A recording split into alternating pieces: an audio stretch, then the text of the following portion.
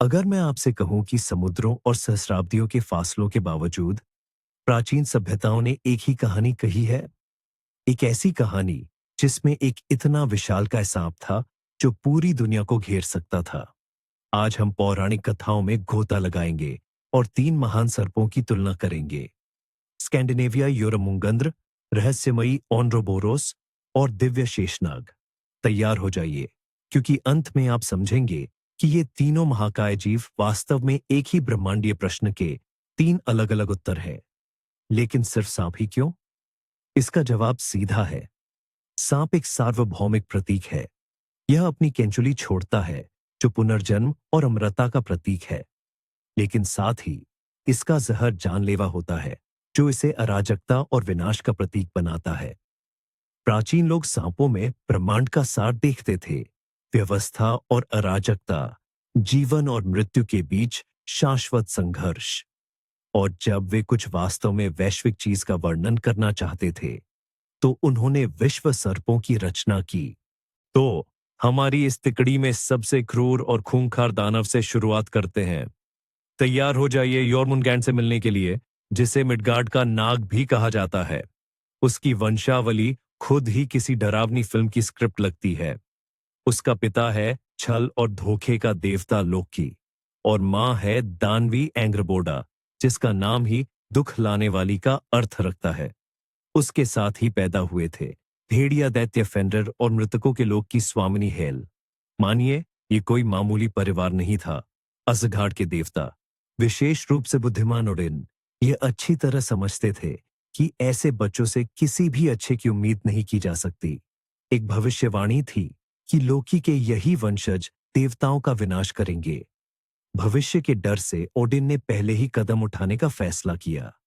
भेड़िया फेनरिर को एक जादुई जंजीर से बांध दिया गया, हेल को पाताल लोक में निर्वासित कर दिया गया, और छोटे सांप योरमुंगैंड को बस मिडगार्ड, यानी मनुष्यों के संसार को घेरे हुए विशाल महासागर में फेंक दिया गया। ओडिन की योजना सीधी थी, उसे अथाह जल में डूब जाने दिया जाए। लेकिन उसने भयंकर गलती की। महासागर योरमुंगैंड के लिए घर बन गया। सांप बढ़ता गया और इतना विशाल हो गया कि उसने पूरी पृथ्वी को घेर कर अपनी ही पूंछ को दांतों से पकड़ लिया। जरा इस दृश्य की कल्पना कीजिए। एक ब्रह्मांडीय आकार का दानव जो महासागर की गहराइयों में लेटा है और अपनी कुंडली में संसार को थामे हुए है, लेकिन समुद्र की गहराइयों में निष्क्रिय पड़े रहना उसके अंदाज में नहीं था। योरमुंगंद्र का एक कट्टर दुश्मन एक व्यक्तिगत प्रतिद्वंद्वी था, और वह कोई और नहीं बल्कि वज्रधारी देवता थॉर मिडगार्ड का संरक्षक था। उनका यह टकराव स्कैंडिनेवियाई पौराणिक कथाओं के सबसे केंद्रीय संघर्षों में से एक है। व्यवस्था और अराजकता के बीच एक शाश्वत युद्ध। उनकी सबसे प्रसिद्ध मुठभेड़ मछली पकड़ने के एक अभियान के दौरान हुई। जी हां, आपने बिल्कुल सही सुना। थोर एक साधारण नश्वर के वेश में एक विशालकाय के साथ समुद्र में गया।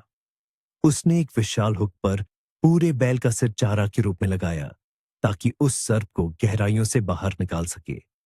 जब योरमुंगंद्र ने चारा निकला, एक विकट युद्ध छिड़ गया। थोर ने इतनी अमानवीय शक्ति से डोरी खींची कि उसके पैर नाव का तल तोड़कर सीधे समुद्री तल में जा धंसे।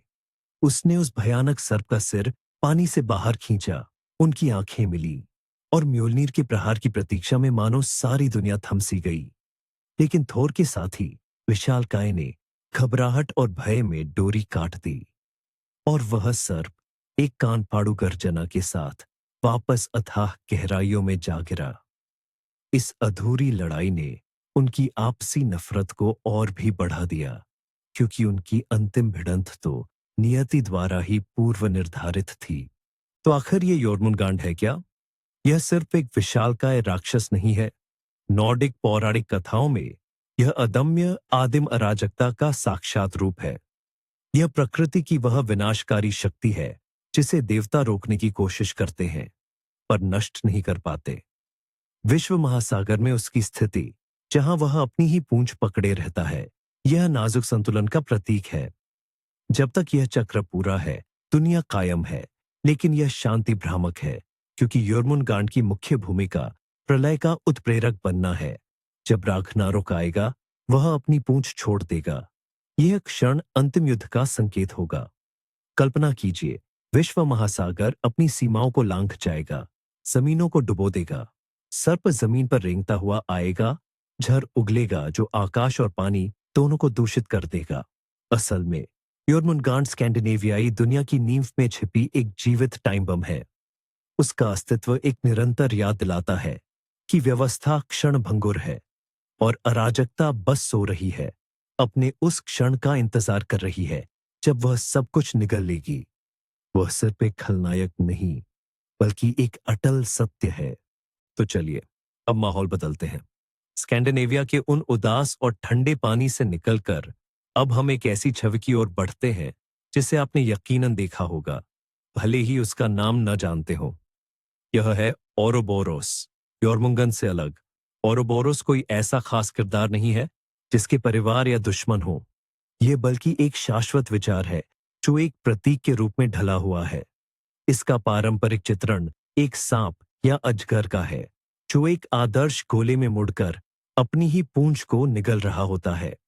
और इस पहली नजर में दिखने वाले साधारण से कार्य में एक गहन दर्शन छिपा है। अगर योरमुंगंद सिर्फ अपनी पूंछ पकड़े हुए दुनिया के नाजुक संतुलन को बनाए रख रहा है, तो ओरोबोरोस सक्रिय रूप से खुद को निगलता है। वह स्वयं ही अपना आदि और अंत है। यह शाश्वत चक्र का प्रतीक है, जहां मृत्यु जीवन को जन्म देती है और विनाश नए सृजन का ही एक हिस्सा मात्र है। और यह प्रतीक अविश्वसनीय रूप से प्राचीन है। इसकी जड़ें वाइकिंग गाथाओं से भी कहीं ज्यादा गहरी हैं। ओरोबोरोस के सबसे शुरुआती चित्र प्राचीन मिस्र में तुतनखामुन की कब्र में पाए गए थे और इनकी आयु लगभग 3,500 साल है। मिस्रवासी इसे सूर्य की चक्रीय गति और नील नदी के बाढ़ से जोड़ते थे, ऐसी चीजें जिन पर जीवन ही निर्भर करता था। मिस्र से यह शक्तिशाली प्रतीक प्राचीन ग्रीस पहुंचा। यूनानी दार्शनिकों, खासकर स्टोइक विचारकों ने ओरोबोरस में ब्रह्मांड का एक आदर्श रूपक देखा। उनका मानना था कि दुनिया समय समय पर एक वैश्विक अग्नि में नष्ट हो जाती है और फिर राख से पुनर्जन्म लेती है। इस चक्र को हमेशा के लिए दोहराती रहती है। ओरोबोरस उनके लिए इस अनंत प्रक्रिया का एक जीवंत उदाहरण बन गया। लेकिन ओरोबोरस को वास्तविक प्रसिद्ध कीमियागरी में मिली। कीमियागरों के लिए, जो पारस पत्थर और अमृता के अमृत की खोज में थे, अपनी पूंछ निगलने वाला यह सर्प एक प्रमुख प्रतीक था। यह सब कुछ एक में की अवधारणा और कीमियाई प्रक्रियाओं की चक्रीयता का प्रतीक था। वाष्पीकरण, संघनन और फिर से वाष्पीकरण, पदार्थ का यह शाश्वत चक्र, जिसके बारे में उनका मानना था कि यह एक महान परिवर्तन सीसे को सोने में बदलने की ओर ले जा सकता है। तो आखिर ओरोबोरस किस चीज का प्रतीक है?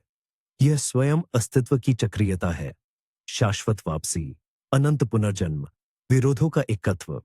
यह न तो बुरा है और न ही अच्छा, न अराजकता है और न ही व्यवस्था। यह स्वयं प्रक्रिया है, ब्रह्मांड का तंत्र है, समय का शाश्वत इंजन है, जो दुनिया के जन्म और विनाश को उदासीनता से देखता है। यह किसी नाटक का किरदार नहीं है, जैसे योरमुनगैंड, जोरमुंगांदर, बल्कि यह वह मंच है जिस पर यह नाटक खेला जाता है। तो अब हम ग्रीक दर्शन और कीमियागरी को पीछे छोड़कर पूर्व की ओर चले। वहां ब्रह्मांडीय महासागर की गहराइयों में एक बिल्कुल अलग प्रकार का सर्प हमारा इंतजार कर रहा है। मिलिए शेषा से, जिन्हें अनंत शेषा के नाम से भी जाना जाता है। और यह सिर्फ एक सर्प नहीं, बल्कि सभी नागों का राजा है, हिंदू धर्म में वर्णित दिव्य सर्प जैसे प्राणी। कल्पना कीजिए एक ऐसी विशालकाय कोबरा की, जिसकी एक नहीं बल्कि 1000 सिर हों। कथाओं के अनुसार उसके प्रत्येक सिर पर मुकुट और ऐसे बहुमूल्य रत्न सुशोभित है जो ब्रह्मांड के अंधकार को प्रकाशित करते हैं। वह इतना विराट है कि ब्रह्मांड के सभी ग्रह उसके सिरों पर टिके हुए हैं। परंतु सबसे चौंकाने वाली बात उसकी मुख्य भूमिका है। शेषा न तो दुनिया को कोई खतरा पहुंचाते हैं और न ही स्वयं का भक्षण करते हैं। वे ब्रह्मांड के पालक भगवान विष्णु के लिए एक ब्रह्मांडीय शैया का काम करते हैं। जब ब्रह्मांड का विलय होता है और ब्रह्मांडीय रात्रि छा जाती है, तब विष्णु आदिम महासागर में तैरते हुए शेषा के कुंडलित शरीर पर विश्राम करते हैं। शेषा अव्यवस्था नहीं है, इसके विपरीत वे अनंतता, स्थिरता और दिव्य शांति के प्रतीक हैं। उनका नाम अनंत का अर्थ है असीमित। जब सब कुछ मिट जाता है, तब भी वे ही शेष रहते हैं। वे ही सृष्टि का आधार है, जिस पर व्यवस्था टिकी हुई है। शेषनाग हिंदू धर्म में वर्णित सृष्टि और प्रलय के युगों के चक्र में एक महत्वपूर्ण भूमिका निभाते हैं, लेकिन योरमुंगंदर जोरमुंगांदर की तरह नहीं, जिसकी गतिविधियां दुनिया के अंत का कारण बनती है। शेषनाग के कार्य ईश्वरीय योजना का एक अभिन्न अंग है।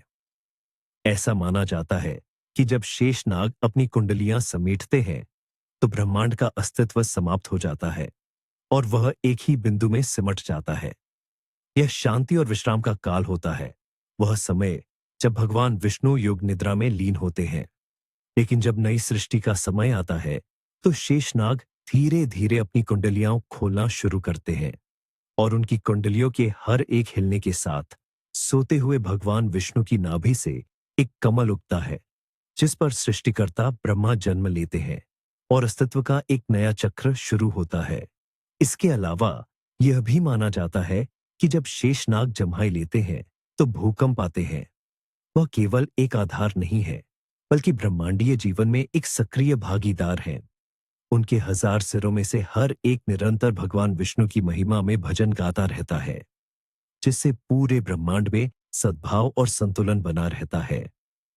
वह केवल एक साक्षी नहीं है, बल्कि दिव्य व्यवस्था के संरक्षक हैं। यही उन्हें विध्वंसक योरमुंगंदर और उदासीन उरोबोरोस औरोबोरोस दोनों से मौलिक रूप से अलग बनाता है। तो चलिए अपने इन विशालकाय प्राणियों को एक साथ रखते हैं और इनकी सीधी तुलना करके देखते हैं। आखिर हम क्या पाते हैं? शुरुआत आकार से करते हैं। यहाँ योरमुंगैंड और शेषा स्पष्ट रूप से अग्रणी है। दोनों को ब्रह्मांडीय पैमाने के प्राणी के रूप में वर्णित किया गया है, जो दुनिया को लपेटने में सक्षम है या पूरे ब्रह्मांड के लिए शैया का काम कर सकते हैं। लेकिन उरोबोरोस का कोई निश्चित आकार नहीं है।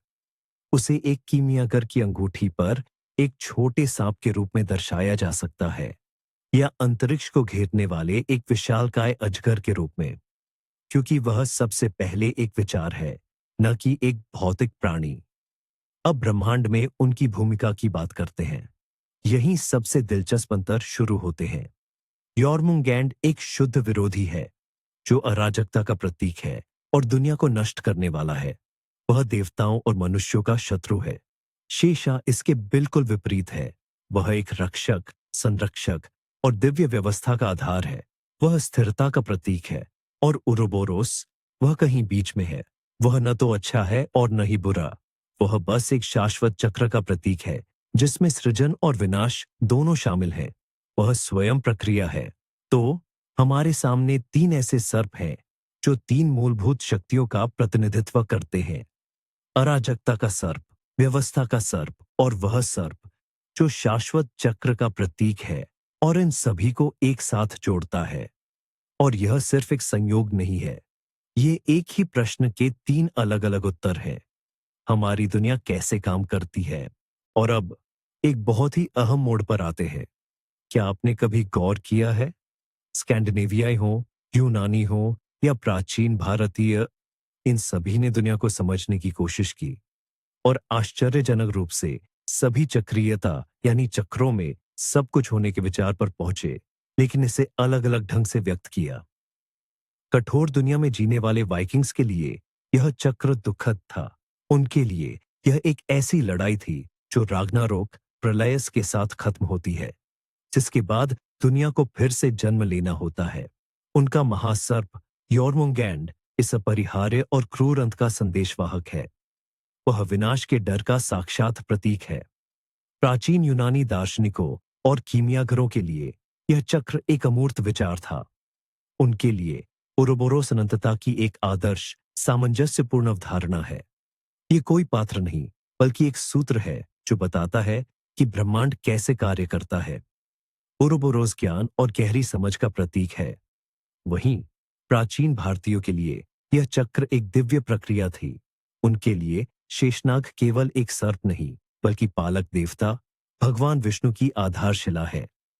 वह इस बात का प्रतीक है कि ब्रह्मांड के शांत और अस्तित्वहीन क्षणों में भी उसकी नींव में एक दिव्य व्यवस्था छिपी है, जो अपने फिर से प्रकट होने के क्षण का इंतजार कर रही है। शेषनाग आस्था और स्थिरता का प्रतीक है। तीन सर्प, दुनिया को देखने के तीन अलग अलग दृष्टिकोण, विनाश, एक अमूर्त अवधारणा और दिव्य व्यवस्था। ये सभी अपनी अपनी दुनिया को घेरे हुए हैं, लेकिन हर कोई इसे अपने तरीके से करता है। अपनी अपनी सभ्यता के डर, आशाओं और ज्ञान को दर्शाता है। ये सिर्फ कहानियों के राक्षस नहीं है, बल्कि पूरी सभ्यताओं को समझने की कुंजियां हैं। अंत तक देखने के लिए आपका बहुत बहुत धन्यवाद। मुझे उम्मीद है कि मिथकों की दुनिया की यह यात्रा आपके लिए रोमांचक और ज्ञानवर्धक रही होगी। अगर आपको यह वीडियो पसंद आया हो तो लाइक करना और चैनल को सब्सक्राइब करना ना भूलें, ताकि आप प्राचीन किंवदंतियों के ऐसे ही नए विश्लेषण न चूकें। और अब आपके लिए एक सवाल, आप अन्य संस्कृतियों के किन विश्व सर्पों या ड्रैगन के बारे में जानते हैं? अपनी राय और जानकारी टिप्पणियों में जरूर साझा करें। हमें पढ़कर बहुत अच्छा लगेगा।